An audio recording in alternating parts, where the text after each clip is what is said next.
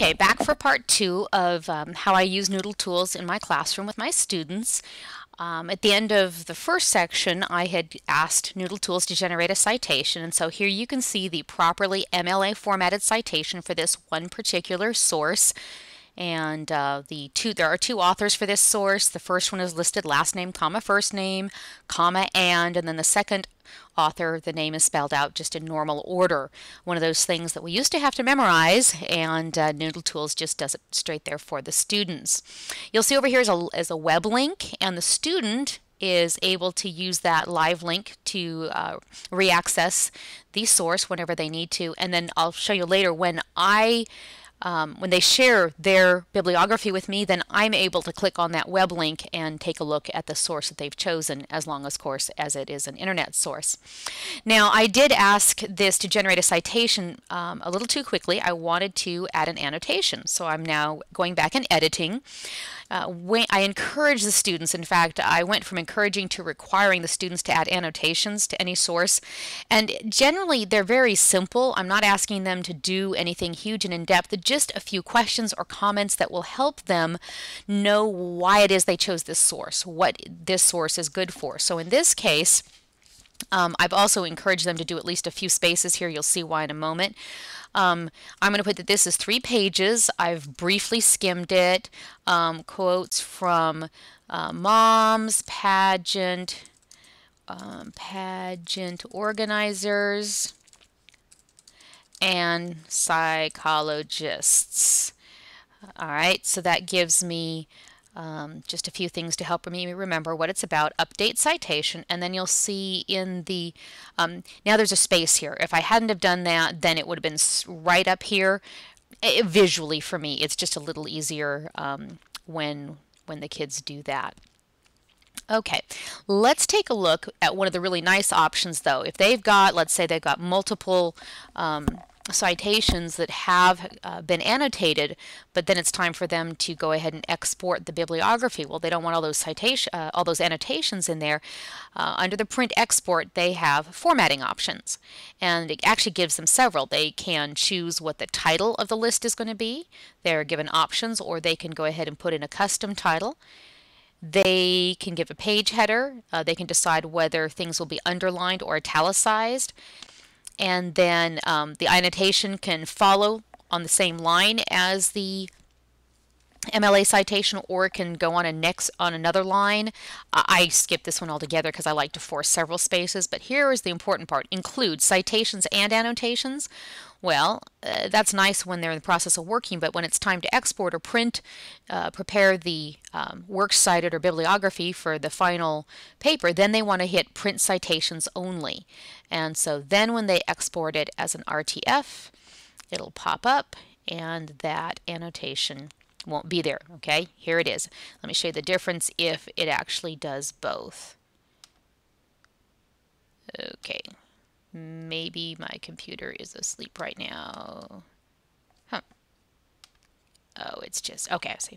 Let's try again.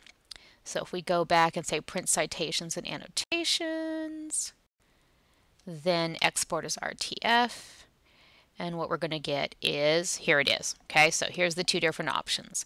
Okay, with the annotations, without the annotations. Okay, so it's just nice to know that they have options.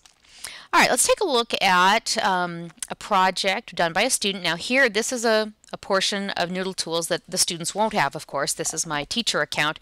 Everything up here is, these are my projects actually, either demos or projects I've actually worked on. The ones with quite a few entries are actual things I've done for graduate school. I'm going to go ahead and pull up. Here is my English 4 class from last year and a particular project that they were working on.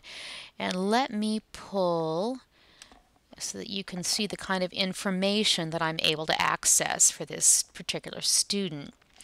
Okay, first of all, here are her citations, and you can see that I've gone in and double-checked. I've gone in and taken a look through the web link, and then I've given information. So here I told her the website is www.fisher-price.com, and it looks like she didn't fix that. So hopefully I docked her a point for it. And then I made my comments. Let's see. Here I gave some information that it looks like she did not fix. See, NP looks like no publisher, and there actually was a publisher. Same thing here, looks like some changes may have been done there. And I kept making comments on the validity of the sources, okay? And then we'll just pretend that she's gone through and made the changes. She graduated last year, so she doesn't care about my comments anymore. But assuming she was a current student and had gone through and fixed everything, then I would be going through and deleting my comments as I was double checking and rescoring this. Then the very exciting thing that NoodleTools does is once they've found their sources and they've determined that they've got themselves a nice list of valid, credible sources, then they have the ability to make note cards. And so I'm going to show you the note cards that are here. The URL is associated with the note card so that if she decides to print them out, that URL is on the physical note card. She hasn't done any tags, but there are the option to do tags. I'll actually show you this screen in a moment of how to do this. She could have done multiple tags for this card so that anytime she sorted by tags, this card would show up in multiple places. I require the kids to quote or paraphrase. I prefer that they do as infrequent quotation as possible, but they have to put in their own ideas. My first couple of years I just suggested that, and what I discovered is that they were quoting and paraphrasing and then they weren't interacting with the material.